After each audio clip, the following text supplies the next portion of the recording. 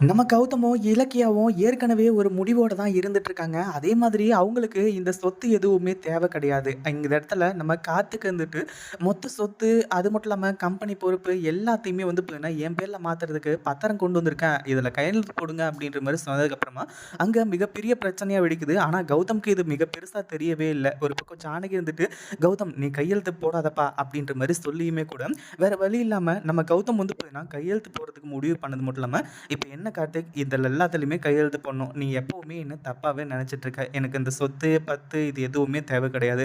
நீ நல்லா இருந்தா எனக்கு அதுவே போதும். இந்த சொத்தெல்லாம் வச்சுட்டு நீ நல்லா இருப்ப அப்டின்னா, அந்த ஒரு வேலைய நான் செய்றதுக்கு தயாராகுறேன். இதில சைன் போட்டு குடுக்கணும். அவ்ளோதானே அப்டின்ற மாரி வந்து அந்த பத்திரத்த வாங்கி, அப்படியே கீழ உட்காந்து இப்ப வந்து பார்த்தீங்கன்னா, அது எல்லாத்துலயுமே பக்கம் பக்கமா வந்து பார்த்தீங்கன்னா, சைன் போட ஆரம்பிச்சுறாங்க.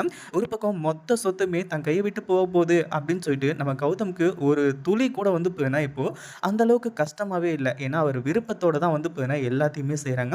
இப்ப என்னடா கார்த்திக், நீ நெனச்ச மாதிரி மொத்த சொத்துமே உன் கைக்கு வந்துருச்சு. அவ்வளோதானே, ஒண்ணும் பிரச்சனை இல்லல்ல அப்படின்ற மாரி வந்து சொல்லி, ரொம்பவே சந்தோஷத்தோட வந்து பார்த்தீங்கன்னா, கௌதம் இருக்காரு. இந்த வீடியோ புடிச்சிருந்தா லைக் பண்ணுங்க.